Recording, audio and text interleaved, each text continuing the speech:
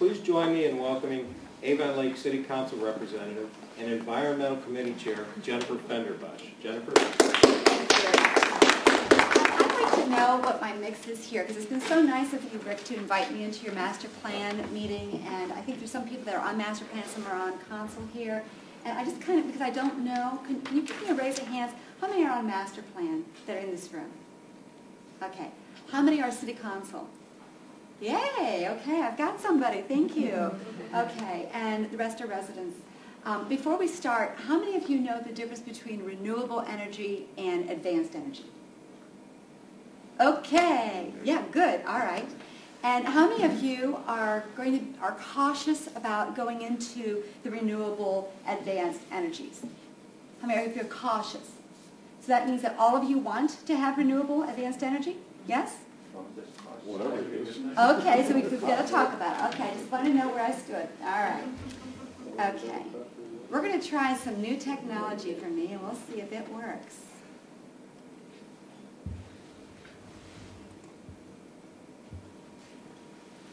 This is for you. It's renewable energy, and it's going to energize. It's going to energize your economic development. In North Ridgeville. And the agenda that I'm going to be going through, because I know that you can all read behind me, is that we're going to talk about controlling some energy costs first. Because before, just like Commissioner Kalo said, you ever want to get into renewables, you're going to have to know what you have now as a baseline and how you can improve upon it. And what's going to be the impact here in North Ridgeville, because that's what the important part is. And what are the tangible benefits of going green? Everybody says going green, and going green might mean different things to different people. We're going to talk about that. And we're going to talk about building a stakeholder base, because once your master plan is done over here, and then it's taken over to City Council, the folks that are on this side, you're going to need to then, not from the top down, but from the bottom up, you're going to need to have your taxpayers behind you, you're going to need to have your community behind you, so that everybody's on the same focus and that you can move forward in what you want to implement. Okay? So let's begin. To control energy costs, first of all, everybody knows we have to be efficient. And one of the best ways to start is with an energy audit. And there's many firms that are out there, there's associations that are out there. Some will charge you, some will not. You can call up your electric company and CEI, and you can go through them. I mean, there's a many variety. But once you have your audits, whether it's for your residents or it's for your businesses, you need to then implement them. If you don't implement them, then why pay for the audit or why bring them in? The second point is that you need to be effective in how you acquire and purchase energy. And a lot of people say, well, I got a bill from CEI or Columbia Gas or whoever, and I pay that, and that's the end of it. Well, that might not be the only option. There might be some other options, and those are some of the things we're going to explore. We need to look for alternative sources, and gentlemen back here mentioned that it's more than just wind and solar. It's geothermal, you've got hydro, there's biomass, there's biofuel. And a show of hands, do you know the difference between a biofuel and a biomass? Okay, real easy. Think of fuel as fluid. So it's going to be a liquid source, and biomass is going to be a dry source. Best way for dry mass, if you can think of it this way, is when your sanitary department gets done and they have little chips that are left, and they put them out in the yard, those chips, that would be biomass, a good biomass example. The key for communities, because I'm on the community base, I'm on the street level like you folks, the key for communities is to maximize the environmental benefit through distributed alternative energy. And what does that really mean? That means that once you might have an alternative form, then let's share it. Because I'm in Avon Lake, you're in North Ridgeville, there might be a way for us to share it. We're going to get to that in just a little bit.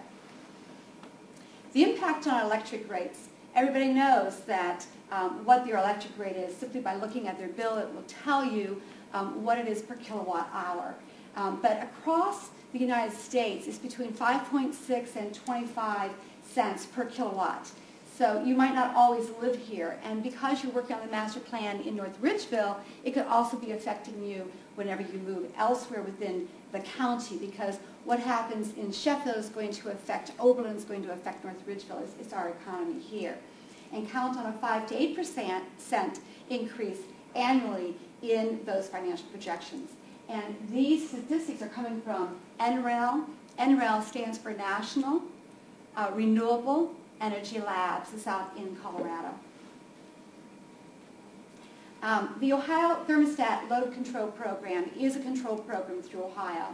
And if those of you aren't aware of it, you could actually be contacting the website that's up on the screen, and they can come out and they can put a new thermostat within your home so that it is controllable. Because if it's controllable for zones and you're able to say, okay, at night we'll take it down a couple degrees, during the day we'll bring it up a couple degrees, statistics have shown that if it is controllable, you are going to be saving on your energy. I'm going to grab my water just a minute. Thank you.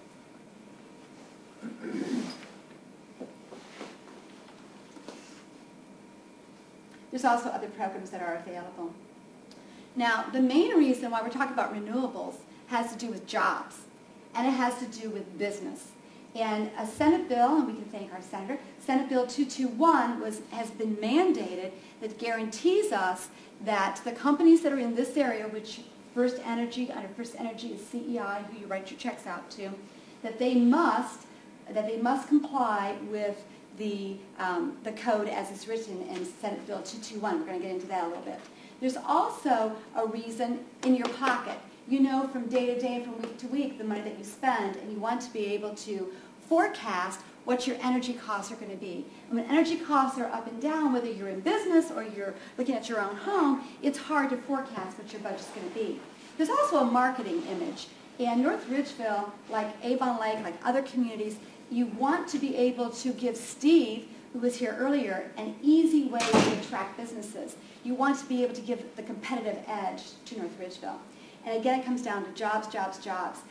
Are you aware that JVS and Lorain County Community College, just this past month, were granted by the Board of Regents from the state of Ohio the ability to teach courses that men and women can become certified as operators and maintenance folks for wind turbines.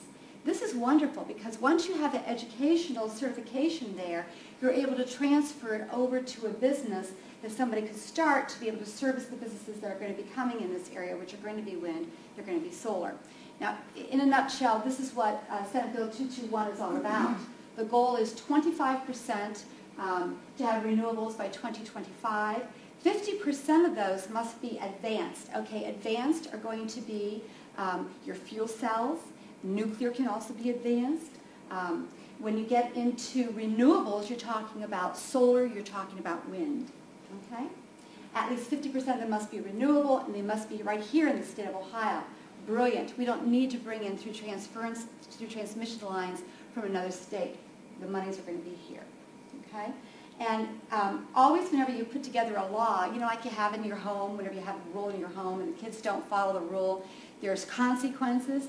Well, there's also a consequence put into this particular rule. If the power companies are not complying with us, and I know 2 years ago I was calling up First Energy and CEI to see what we could do in order to have an interconnectivity, and they said, what? I said, interconnectivity, you know, I want to go off the grid, or I want to be able to do net metering with wind. And they said, what? I couldn't get anybody to give me an answer. Well, today you can get an answer. There are forfeitures for them, okay? This is for the United States. And as you can see, if I can get this thing to work here, let's see. Technology is great when it works. Let's try this. There. Wind is 2%. Solar is 1%.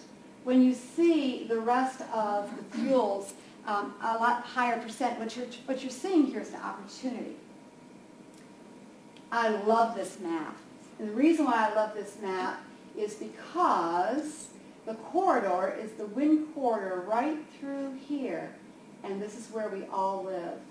Higher wind along here and coming down. We're going to look to see what's happening right here in North Ridgeville. Whoops. Okay, the shores of Lake Erie is estimated through NREL again, and this is a national lab that is thought of as the base for a lot of statistics that are being shown to be real.